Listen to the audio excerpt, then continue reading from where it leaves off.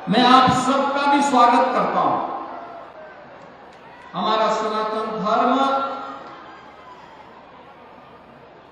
अनुशासन पर बल देता है। अंतःकरण के अनुशासन के माध्यम से बाह्य अनुशासन को नियंत्रित करता है और आपकी उपस्थिति, आपके द्वारा जिस धैर्य के साथ उनके वचनों को सुनकर के उसे आत्मसात करने के लिए अपने आप को तैयार किया गया है, सचमुच वह अत्यंत अभिनंदनीय है। आपका भी मैं हृदय से स्वागत करता हूं, अभिनंदन करता हूं।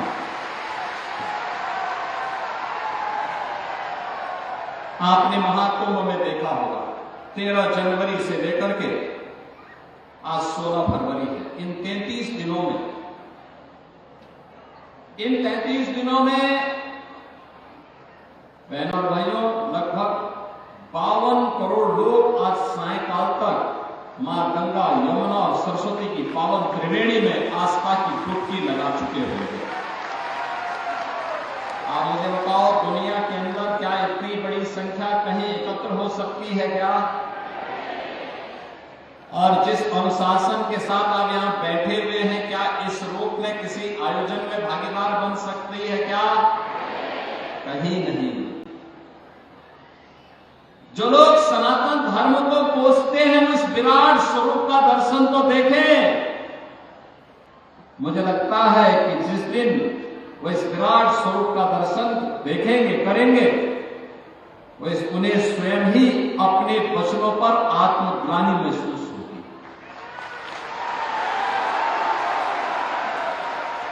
कुछ लोगों ने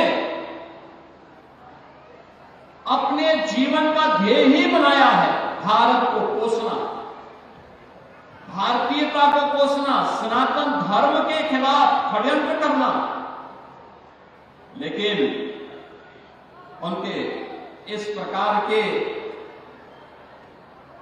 किसी भी साजिश और किसी भी अफवाह और किसी भी उस षड्यंत्र का शिकार हमारा सनातन धर्मावलंबी नहीं बन सकता, कभी नहीं बनेगा। वे हमेशा मोती खाए हैं, आगे भी खाएंगे। लेकिन बहनों और भाइयों, महाकुंभ प्रयागराज में एकता का जो संदेश दिया है, ये पूरे देश के लिए, पूरी दुनिया के लिए संदेश है, हम सब के लिए भी है। और वह संदेश एक ही है कि महाकुंभ का संदेश या महाकुंभ से संदेश, एकता से ही अखंड रहेगा यह देश, एकता से ही अखंड रहेगा यह देश। हम सबकी एकता इस देश की अखंडता का आधार बनेगा।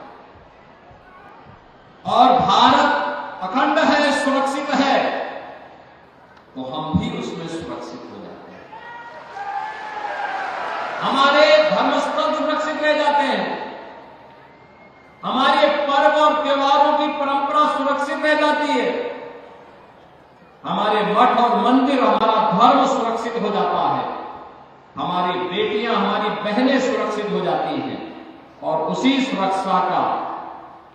सुरक्षा के साथ जोड़ने के लिए हमें एकता के संदेश के साथ जोड़ना होगा।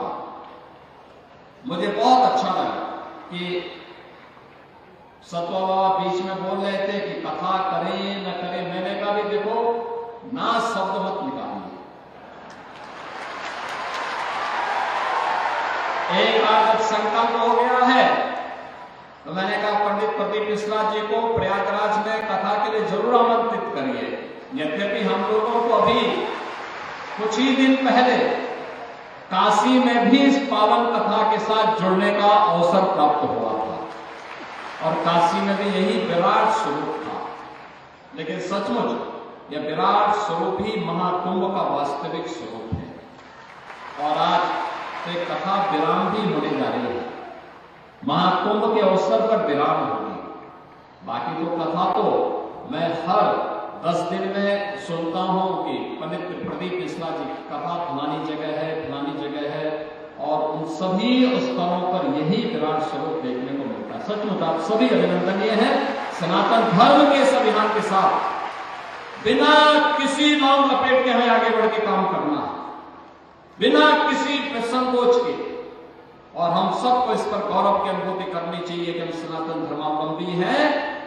और इसी के लिए स्वामी विवेकानंद ने कहा था कि गर्व से कहो हम हिंदू हैं। वही तो संदेश दे रहा है, वही तो संदेश है हमारा महात्मा को दे रहा है। हिंदू होने का मतलब विश्व कल्याण का मार्ग प्रशस्त करना, हिंदू होने का मतलब भारत की एकता और अखंडता की गारंटी देना, हिंदू होने का मतलब केवल मनुष्य ही नहीं चराचर जगत की सुरक्षा की गारंटी देना। और उस हिंदू होने पर हम सबको गौरव की अनुभूति करनी चाहिए। और महाकुंभ का यही संदेश है। मैं आप सबका व्यासपीठ पर विराजमान पूज्य स्वामी पंडित प्रदीप मिश्र जी का,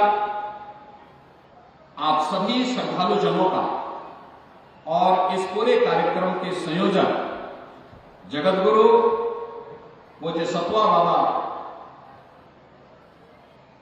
परंपरा से जुड़े हुए पूज्य संत श्री संतोषाचार्य जी महाराज का हृदय से मैं अभिनंदन करता हूं, स्वागत करता हूं और आप सबके प्रति अपनी मंगलमय शुभकामनाएं व्यक्त करते हुए मां गंगा से, भगवान प्रयागराज से, यहाँ के इष्ट भगवान बेनी माधव जी से यही प्रार्थना करता हूं, मां गंगा से ही प्रार्थना करता हूं कि वो आपकी मनोकामनाओं को पूर्ण करें।